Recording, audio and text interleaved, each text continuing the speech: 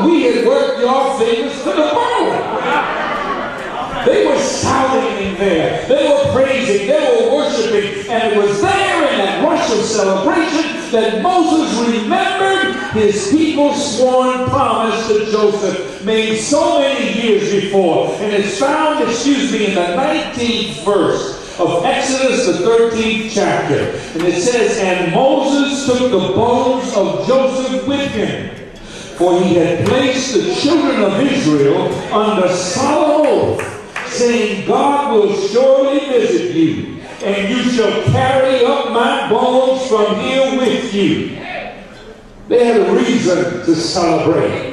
They had been set free. The day that they had dreamed of and never thought would ever come had finally arrived. They were free from the bondage of their oppressor. They were free to participate in their own governance. They were free to make their own way. They were free to find their own land. They were free to serve their own God in the way that they chose. They waved the banner for freedom, but they remembered to bring them home. African Americans, through the eyes of Mount Pisgah, have seen a lot of changes take place in this nation. African Americans, during the time of this great church, have seen slavery. Oh yes, you were in Philadelphia in 1833, and yes, there were free blacks here, but baby, just down the road, there were slaves across the Mason-Dixon line. Not that far away. In fact, we discovered that George Washington had slaves right here in Santa City. And so when this church was formed, this nation still treated African Americans like second-class citizens. In fact, we were treated like the scum of the earth. We were treated like chattel. We were considered 2/3 of a man or woman. We were not human. We were subhuman, and that's what the eyes of Mount Pisgah saw. That was the change that needed to happen when Mount Pisgah came into being. Those were the challenges that this church had to face in 1833. And down through the years, we've seen celebration after celebration. When buildings were built, and when freedoms were found, and when people's lives were changed, and when life got better, they waved the banner for freedom, but they never forgot the history. They brought the bones. Today is a day of celebration. Celebration of 175 years of the life of this church. The goodwill that so many of you share tonight comes at a time of unprecedented advance in our nation's civil rights history. Oh yes, it was born at the age of, in 1833 during slavery and systemic segregation. But I remember going to college in Alabama in 1963. I know you don't believe I'm that old, and I'd like to lie and tell you I'm not. But they'll tell the truth on Entertainment Tonight, so I might as well tell it here. In 1963, when Dr. King was speaking on the Mall in Washington, D.C., I have a clear recollection of that experience because I headed straight down to Alabama to college that fall. And weeks later, just trying to go into town, I had to go in the back door of the restaurant to get a cheeseburger. Well, strangely, I was like you. I was from New York. I didn't know what this was all about. I went to the courthouse to see about a driver's license, and there was a colored drinking fountain and a white drinking fountain. There was a white people's bathroom and a colored people's bathroom. This was a different world, but it was in our remembered history. That's what Mount Pisgah saw.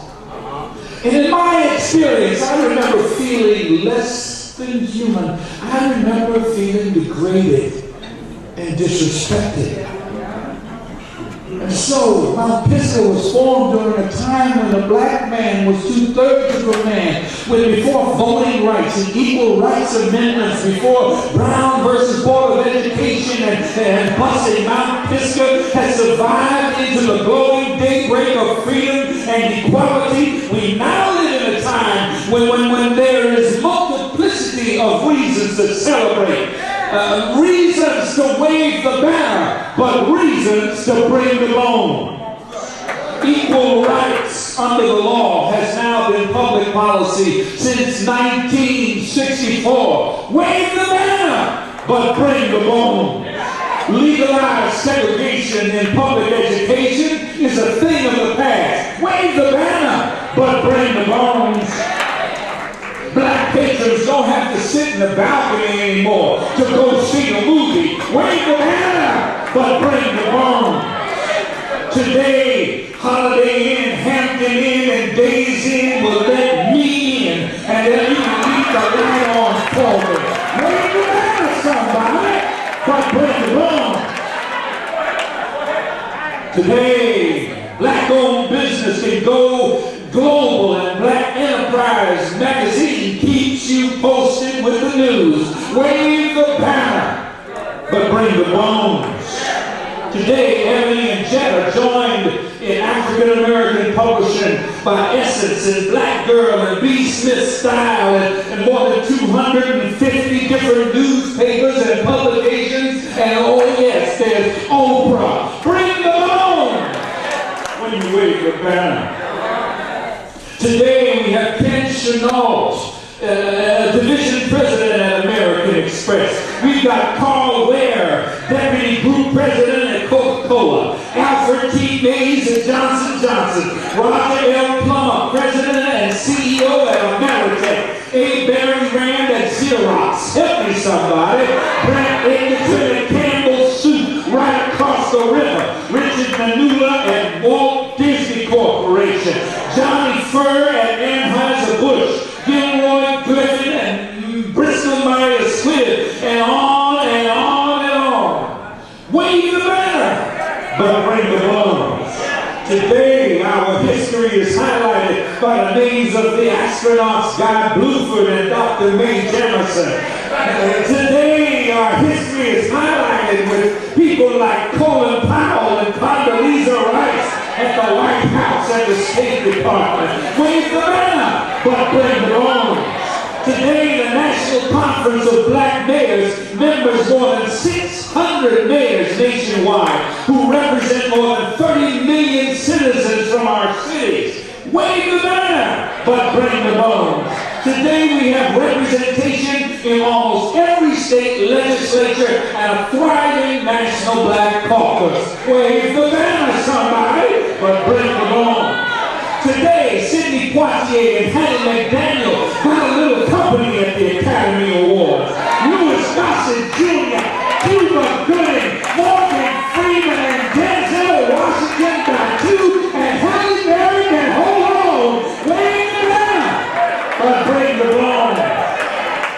Yes, nowadays, Oscar can be seen wearing a black face. Can be seen wearing a black face, but he's not singing Mammy, and he's not holding a lantern out on somebody's lawn.